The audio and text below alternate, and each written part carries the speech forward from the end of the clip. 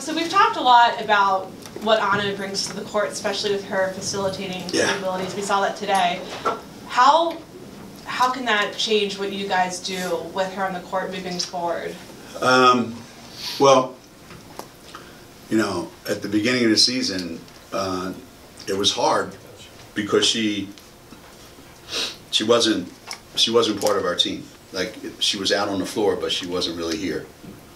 So these last, I don't know how many games, you could see that every minute of every day she gets better and better and better at being part of our team and being comfortable and, you know, playing to her instincts instead of worrying about anything or everything. So the reason why the ball moved up the floor so quickly in the first half especially was because Crystal's going to push it up the floor, which she did more today than she's done in a while. And then if we throw it Crystal and Kristen, now that's two. And now all of a sudden Anna's looking up the floor and throwing. So now that's three, and that just changes everything. Now instead of making you, you know, if this is the basketball court, you know, and you're coming down the court, but only you have two guys, you're here. Now you have three guys, it's here, here, and here. So you're able to use the whole floor coming up in transition, and that's changed, you know, and it's gotten Liv more touches in the lane. You know, it just has a you know, trickle down effect. Not to take necessarily this performance and extrapolate long term, but could you see maybe Anna running the point more consistently moving forward, whether or not that's this season or yeah, later? I mean, our best teams have either had one, you know, one point guard who is at a whole nother level than anybody else in the country, and we've had a bunch of those, or we just spread it around. And that's not to say that, you know, Anna can't be the point guard or Crystal can't be the point guard. That our offense should be that we need playmakers out on the floor. The more times that Anna has the ball in her hands, the more times Crystal can become a scorer.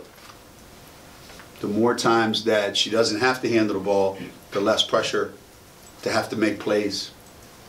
So yeah, I mean, I don't know if, you know, there's a designation for what that is. It's just we need another playmaker out there, and I think she's a great playmaker. Anna is. We were talking about this a little bit yesterday about Anna starting. What was the reasoning behind that today, or was it something you were kind of thinking about yesterday? And just I just waited for somebody to tell me that she should start, so thank you for bringing that up. That's kind of how I make most of my decisions these days. You know, if some woman says you should do this, I go, all right, fine, I'm going to do it. You know, to be honest, that decision was made at some point during the game Monday night, where we realized that we couldn't get the ball moving enough, that we got stuck too many times, and that we were starting the game at a disadvantage, and we kept starting games slow, and we needed to speed up. We needed to speed up the offense a little bit, and so at some point during that game, we kind of said, yeah, this experiment at this point is over, and we need to go back to the way we started at the beginning of the season. Looking elsewhere, Olivia really struggled with that Memphis kid last month down in Memphis. Yeah. What did you see from her tonight that turned it around for her and in part for your team too? Those of you that follow our team, you know, you've been around enough to know Liv is one of the most horrendous practice players I've ever had in the history of our program.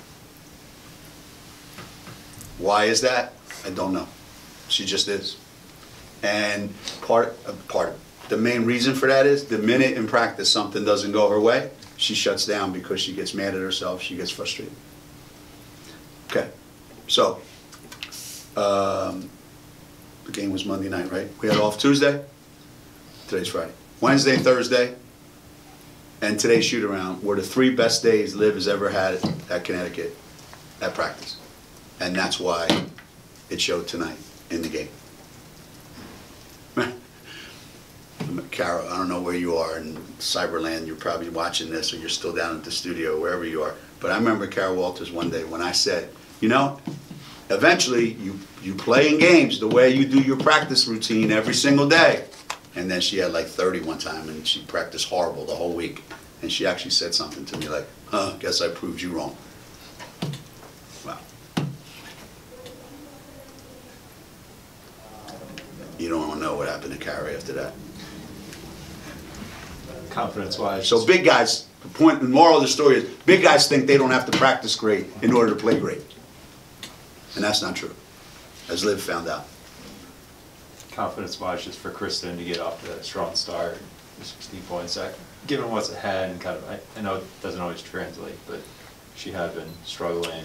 Yeah, she has been struggling, and she, you know, struggling with her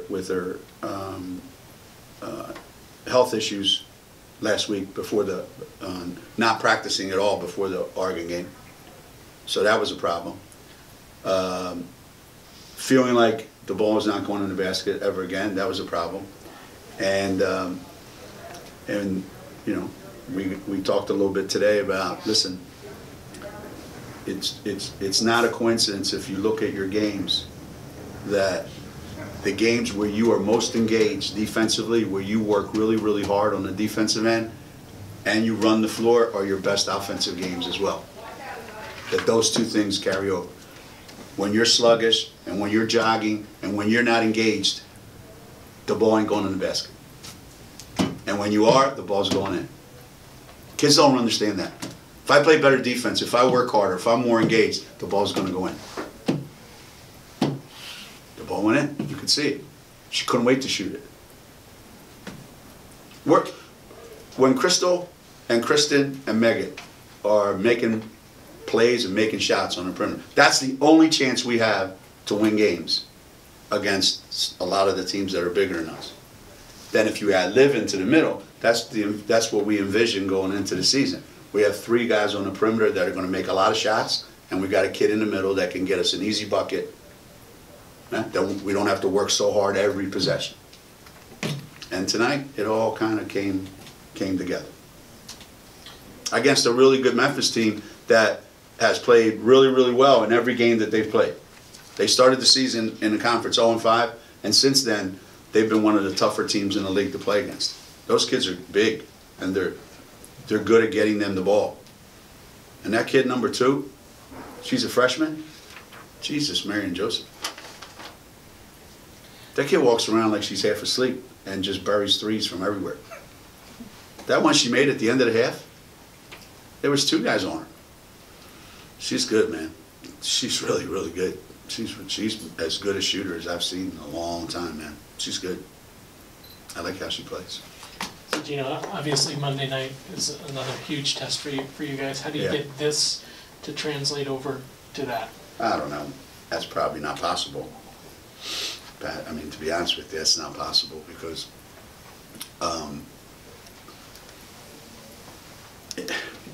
there's a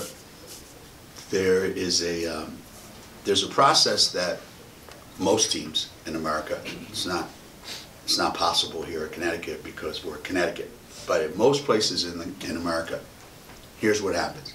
When you lose 4,000, how many, Carl? 4,500. 4,500 points.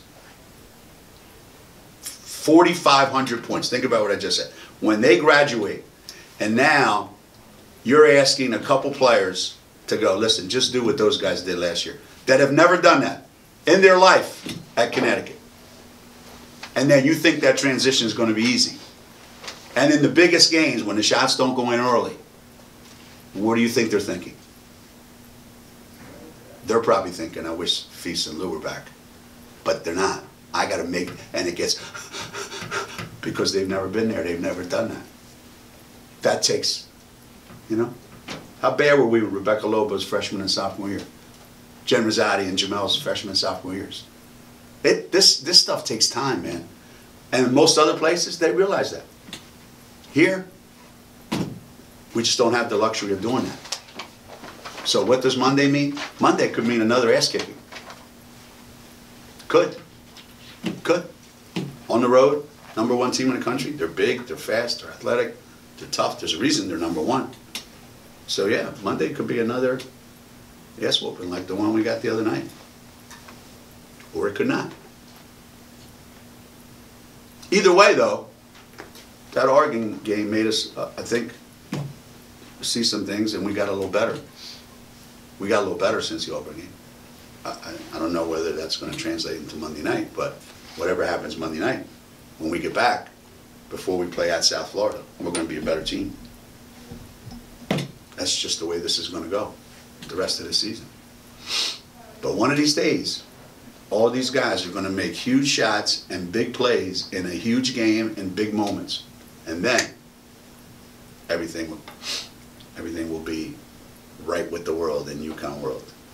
When is that? To put the season in a little bit of perspective, Yeah. 27th 21 season in a row. If you can just Yeah, but we lost 2 games already. It's not even middle of February, and we've already lost 2 games. I mean, you know, I got players on my team. I'm reading the paper that they don't want this to crumble. They don't want that program to fall apart. Who talks like that when they're 20-2 or 19-2? That's the life that has been created here. So things like that, 20-win seasons, they're almost like, eh. But it's pretty neat, isn't it? It's pretty incredible, right? One of the things I keep saying to our players is this. You know how hard this is? And sometimes we make it look easy. You know how hard this is? Because if this wasn't really, really hard, do you know how many other teams you would be asking this question to? A lot. But it's hard as hell. This stuff is hard. And every year it gets harder. And I kind of appreciate it more now than I used to, maybe. You know? Maybe I appreciate it more now. This has been the hardest 20 wins that I've had, damn, since I was coaching Megan Patterson and Kerry Bascom, those guys. 20 wins back then was like winning the lottery. This is hard. This is really, really hard. I'm proud of these guys, actually, for the way we responded after the Oregon game. I'll just point out that in 24 of the previous 26 years, you won 30, so. 24 of the previous 26, we won 30. So. There's probably not 24 teams in America that have won 30 games in 1 year. Think about it. We may, after the Oregon game when Megan struggled, you know, looked up the numbers and against ranked teams and against the top teams, and it's been a struggle. Yeah. Does she have something personally to prove Monday night? I don't know. See, the more you ask those questions, the more she's probably like hyperventilating, going, yeah, I got to play great Monday night or everybody thinks I suck. So, if this was golf, if this was tennis, or if this was track and field, then you could say, yeah, Megan's got a lot to prove personally. But if Megan plays lousy on Monday night and we win, that's pretty good for Megan. So I think, you know, the object Monday night is to find a way to win. And she's going to have to be a part of that. Any way you shake it, she's going to have to be a part of that. She's either going to be a big part of our win, or she's going to be a big part of why we didn't win. Because even if you get a triple-double and we didn't win, well then, you know what, you should have got one more rebound. You should have got one more bucket. So it's always, but, yeah.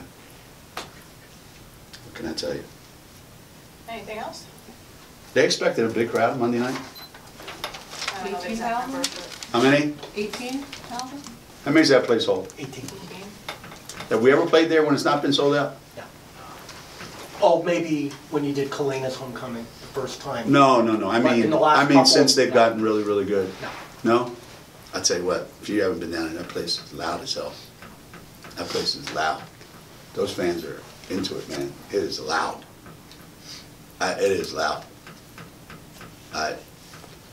That'll probably be more people than Anna's seen in her life, screaming at her. This is really going to be fun to watch her reaction. She already didn't get any sun in Poland. She's going to be like that color Monday night.